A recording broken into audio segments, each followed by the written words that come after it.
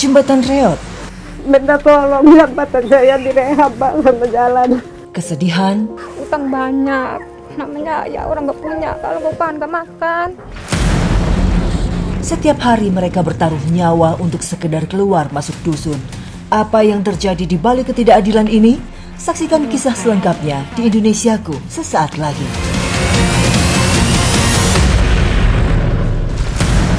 Jatuh. Pak, bantu Pak, tolong Pak.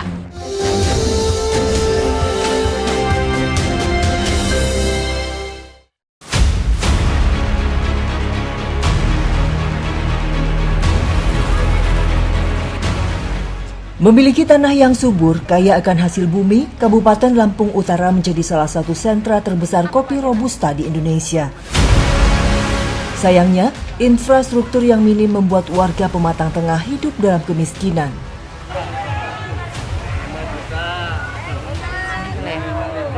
Permisi Ibu. Saya Elvina Bu. Iya, Mau ke dusun Pematang Tengah tuh kemana ya Bu? kebetulan saya juga dari dusun Pematang Tengah. Oh, ya Nanti udah. kalau misalnya ada ke sana, kita bareng aja. Boleh. Ya udah. Jarak yang akan kami tempuh kurang lebih 30 km. Letak dusun yang terpisah dari desa Tulang Balak menuju dusun harus melewati desa Merambung dan desa Tanjung Peringin, membuat warga Pematang Tengah jauh dari pusat desa. Pak, emang nggak ada akses lain lagi? Ini nggak ada arus lain lagi. Ini baru satu jembatan ini yang masuk ke dusun Pematang Tengah. Baru satu jembatan? Ya. Baru. Ada 4 jembatan, Pak. Ini kondisinya bukan jembatan permainan loh Pak. Ya. Seperti ini atau di sini, Pak.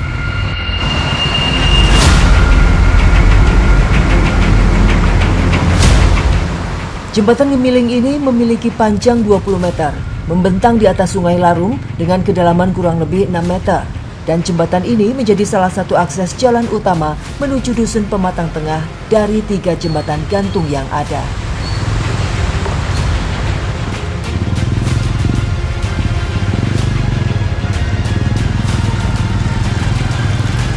Kenyataan pahit harus dihadapi warga Pematang Tengah. Jalan sepanjang 5 km masih berupa tanah merah, semakin menyulitkan mereka untuk keluar dan masuk desa. Jatuh. Keluar. Sabar. Tunggu Pak, kita bantuin Pak, kita bantuin. Pak, ya ampun. Pak, bantu Pak, tolong Pak.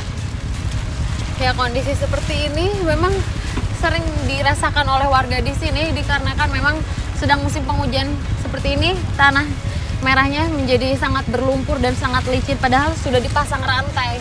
Ayo Pak, tolong Pak, bantu Pak. Ini berbahaya banget nih. Tuh 2, 3. Malah saya yang jatuh. Dia akibat jatuh, jadinya motornya juga mengalami kerusakan. Nih remnya patah nih. Ya ampun, remnya patah. Licin juga sih. Ayo Pak, hati-hati Pak. Jalan yang seharusnya menjadi akses utama kini menjadi tantangan besar bagi warga. Setiap hari mereka harus melewati jalan yang penuh debu dan saat hujan tiba, jalan menjadi berlumpur. Bahkan, kendaraan pun kesulitan melintasi jalan yang semakin rusak. Nah ini ibu-ibunya juga yang tadi dari pasar ikut turun karena emang jalannya ekstrim daripada mengkhawatirkan. Jatuh lagi aja ya. Ini kan sedang musim penghujan, emang kondisinya setiap hari kayak gini. Iya Bu, kalau hujan terus kondisinya kayak gini. Terus kalau hari-hari gimana kalau ibu mau keluar masuk dusun? Ya kalau keluar masuk ini jarang sih, paling waktu pasar. Kalau hujannya seperti ini, Susah nggak sih Bu? susah banget Bu.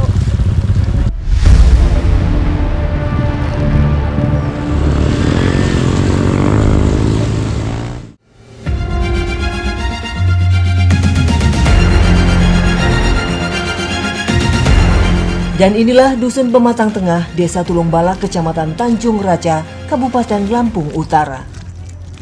Terletak di ujung selatan Kecamatan Tanjung Raja, berbatasan langsung dengan hutan lindung, memiliki penduduk 390 jiwa dengan penghasilan utama dari hasil tani.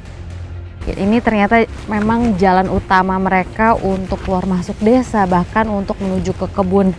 Ini kondisinya licin banget karena memang sedang musim penghujan, untuk melangkah pun sulit.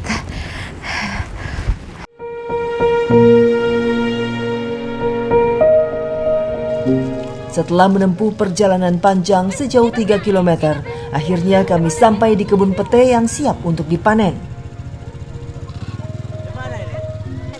Pohon pete ini adalah milik Pak Hendra. Pete hanya bisa dipanen setahun sekali. Tanpa alat bantu apapun, Pak Budi dan Bu Farida lincah memanjat pohon ini. Dibayar 50.000 per hari.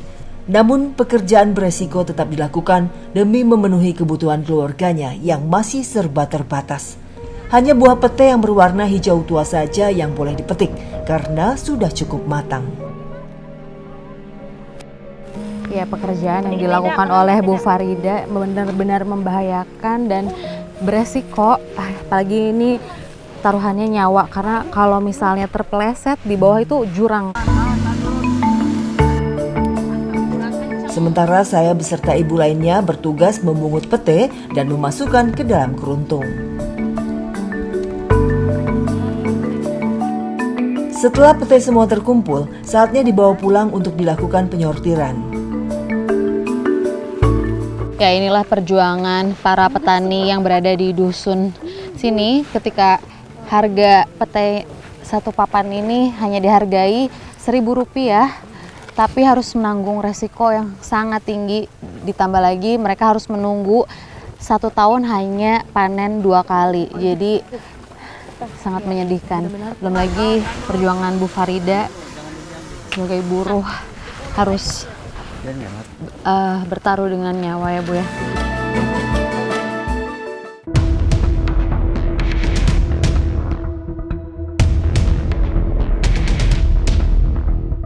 Setelah sampai di rumah, kemudian pete disortir agar laku dijual dan sisa hasil sortiran untuk dikonsumsi sendiri.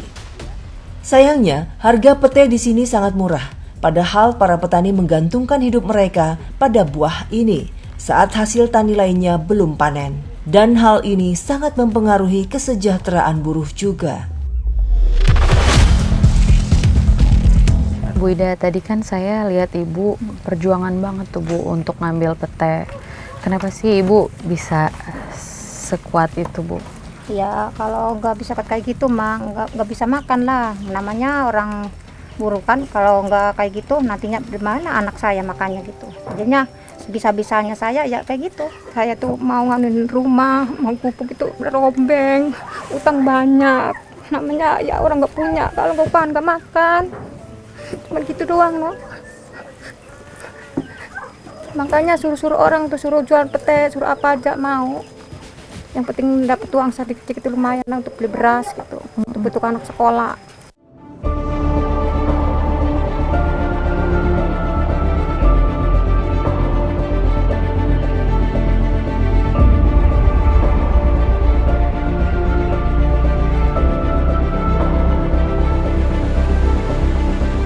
Setelah selesai disortir, hasil panen ini biasanya langsung dijual ke pemborong. Namun sekarang petani mengalami kesulitan karena pemborong enggan masuk desa akibat akses jalan yang sulit dan belum bisa dilalui kendaraan roda 4.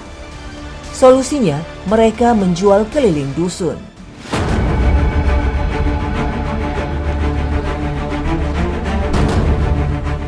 Pete. Iya, mau beli pete Kak. Berapa seikat? Murah ini Bu, cuma 10.000 kok satu ikatnya. 15 dua. Nggak bisa Bu, kasihan Bu Capek Ida. jauh, Iya kan kalau ibu-ibu biasanya tukang nawar emang.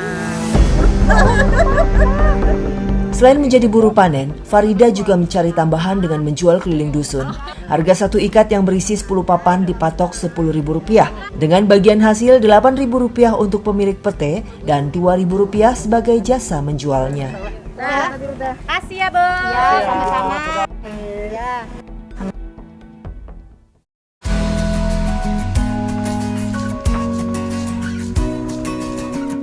Akses jalan yang sulit membuat harga pete menjadi sangat murah, sedangkan harga kebutuhan lain yang berasal dari luar dusun sangat mahal, membuat warga sering memanfaatkan hasil tani untuk kebutuhan perut mereka. Solusinya dengan membuat makanan sederhana seperti sambal goreng pete.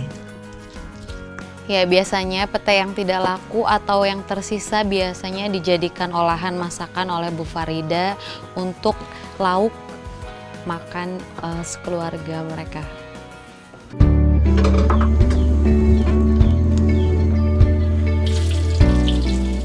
Di tengah kesulitan, Farida dan keluarganya harus pandai-pandai mengelola kebutuhan. Bagi mereka, setiap sen sangat berharga. Karena memasaknya masih memakai tungku dan pakai kayu bakar, jadinya asapnya banyak banget. Ini udah perih banget di mata.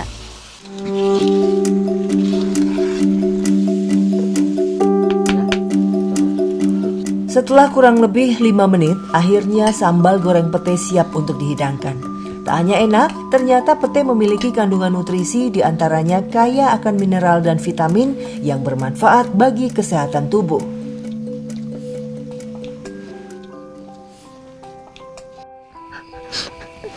Kadang mikir gitu aja, kayak orang-orang tuh mau gitu tuh, mau kayak orang tuh kayak bisa makan enak gitu ya, bisa bayar sekolah, bisa kayak orang bagus-bagus itulah, berboro kayak gitu. Kadang sabar aja, ya Allah menawan dikasih rezeki gitu aja. Kadang ada yang nurut tidak ini itu, yuk ayo kita demi kan anak, kalau suruh naik apa aja, suruh apa aja pokoknya suruh orang itu ya, tetangga itu ayo yang demi.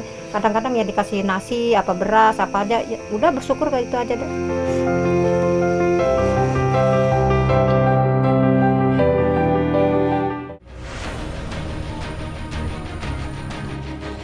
Tidak hanya harus bergulat dengan kemiskinan di sepanjang kehidupannya, dusun Pematang Tengah belum merasakan layanan listrik negara. Warga pun harus berjuang sendiri untuk mendapatkan energi listrik, salah satunya Pak Suprianto. Aduh, Pak, ini kok chargerannya aku nggak masuk ya dari tadi? Oh, ini mungkin turbinnya ini yang mati ini dari pusat ke sana, mungkin dari bendungannya atau mungkin sampah. Nah, biasanya ini kalau habis hujan sampah, kalau nggak bempernya lepas. Oh iya, ini nggak masuk Pak. Seperti inilah Bu, kalau kira-kiranya di sini, apalagi ini termasuk siang ini. Kalau malam ya, kalau mati ya kayak gini. Mau nggak mau harus kita ke turbin. Oh, Mas pakai turbin. Pakai turbin. Oh ya udah, nanti berarti dibenerin dulu. Saya ikut Bapak ya. Siap. Untuk benerin turbinnya ya Pak ya. Oke.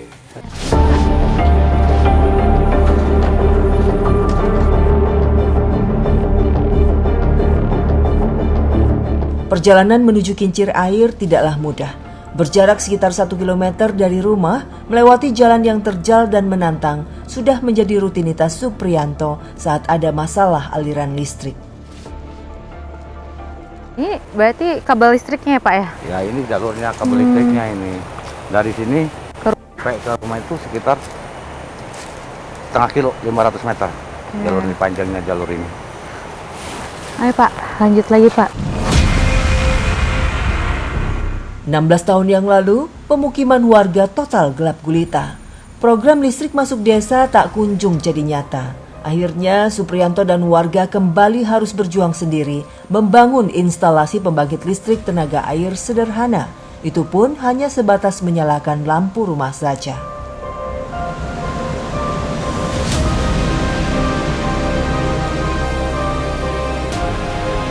Salah satu penyebab faktor matinya turbin adalah ini, banyaknya sampah yang nyangkut di bendungannya. Jadi kami harus membersihkan sampah-sampah yang ada di bendungannya.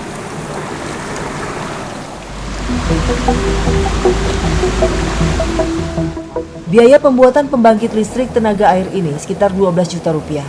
Harga yang sangat mahal bagi warga dusun Pematang Tengah yang berpenghasilan 400 hingga 900 ribu saja per bulan.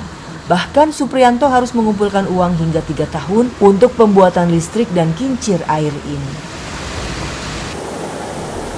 Saatnya dilakukan pergantian panel yang baru karena memang panel yang lama sudah mulai hancur.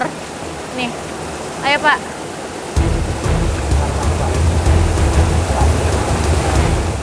Tak cukup pembuatan saja, biaya perawatan dan penggantian spare part seringkali memberatkan Supriyanto. Minimal Rp500.000 harus dikeluarkan untuk biaya kerusakan.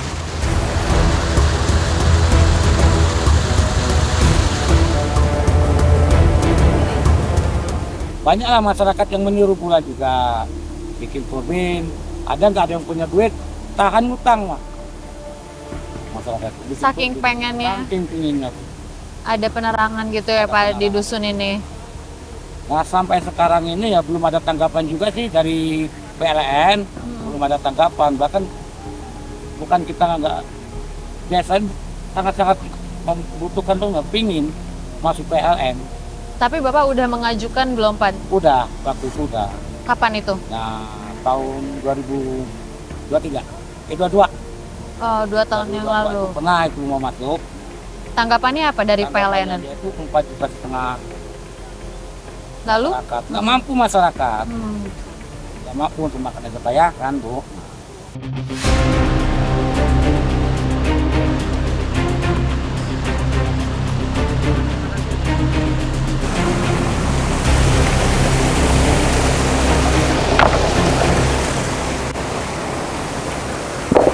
Nah, tujuan dari pemberian batu-batu ini di samping-samping turbin agar ketika nantinya debit air meluap, turbinnya tidak hanyut terbawa air.